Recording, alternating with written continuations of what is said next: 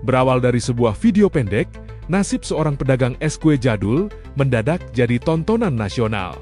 Pria sepuh yang sehari-hari berjualan sederhana itu dituding menjual es berbahan spons atau busa. Lebih mengejutkan lagi, dalam rekaman yang viral, dagangannya dibakar, diremas, bahkan ia terlihat dipaksa mencicipi es buatannya sendiri.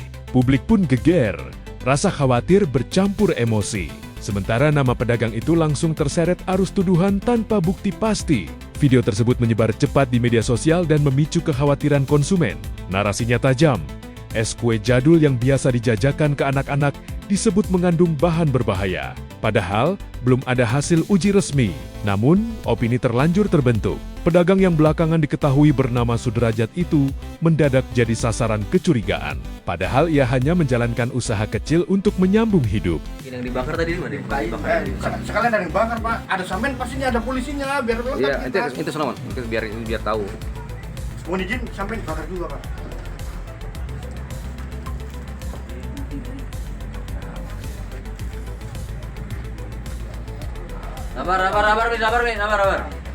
Sabar. Lihat sini.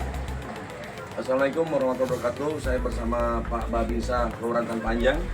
Ini kita dapat penjual es kue jadul yang dulu kita pernah makan. Nah sekarang harap hati-hati bagi orang tua ya Pak ya. Ya.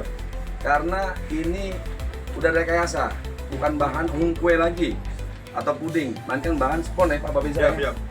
Nah ini bisa kita lihat. Nah ini bahannya spon. Kalau dibakar dia meleleh. Ini spon dari bedak. Yang ini berbahan dari agar-agar. Coba press Pak. Nah, spon Pak ya. Nah, spon. Ya, ini spon. Ya. Nah, ini dibakar meleleh dia nih. Nah, dibakar meleleh dia. Bakar meleleh dari spon. Bedak spon ya. Bisa gosong. Nah, bisa gosong. Ya. Harus hati-hati untuk semuanya ya, bagi orang tua ya, waspada ya. Itu yang itu bisa diperes tuh. Udah habis kan airnya ini. Itu buka aja itunya. Dibuka aja itunya. Dibuka aja, dibuka. Kita press Pak Babinsa. Nah, Itu dia. Bahannya nggak hancur. bahannya nggak hancur. Dari spon ya. Itu dia. Dari spon. Kalau dia kue pasti hancur atau gagal. Nah ini dari spon. Makan nih. Harus hati-hati. Makan habisin. Ngambil telur. Yang motor biar kamu Ya. Jangan anak-anak kecil ya, kasihan tuh. Pelan. Ya harus hati-hati ya orang tua semuanya. Nah. Nah sekarang ada pelaku yang menyamarkan nih. Intinya ini nggak boleh dimakan. Karena tadi kita coba, kok rasanya beda, bukan kue. Ternyata nih bahannya dari spon. Spon dikasih sirup. Tahu kan kamu kok ini dari busa kan? Iya, tahu. Iya. Kenapa kamu jual? Pas saat berhenti, saya anak-anak ini ya makan apa?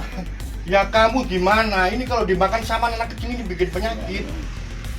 Isu ini akhirnya ditindaklanjuti Polres Metro Jakarta Pusat. Laporan dugaan penggunaan bahan poliweraten foam diterima melalui call center 110 pada Sabtu 24 Januari 2026.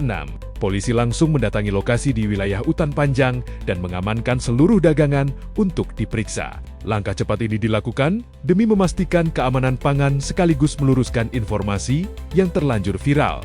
Hasil pengecekan awal oleh tim keamanan pangan Dokpol Polda Metro Jaya memastikan es kue jadul, es gabus, agar-agar, hingga taburan coklat meses dinyatakan aman dan tidak mengandung bahan berbahaya.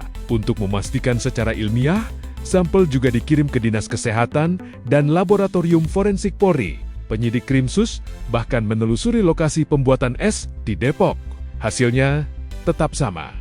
Tidak ditemukan penggunaan spons atau busa. Setelah dinyatakan aman, Sudrajat dipulangkan ke rumahnya. Polisi juga mengganti kerugian atas dagangan yang sempat diamankan. Sebuah langkah empati yang menegaskan bahwa perlindungan masyarakat bisa berjalan seiring dengan keadilan bagi pedagang kecil. Di sisi lain, warganet ramai menyuarakan dukungan. Banyak yang menilai tudingan tersebut tak masuk akal dan menyoroti betapa mudahnya orang terseret isu tanpa cek fakta. Kasus ini jadi tamparan bersama. Di era viral, satu video bisa menghakimi seseorang sebelum kebenaran bicara. Es kue jadul itu terbukti aman, pedagangnya tidak bersalah.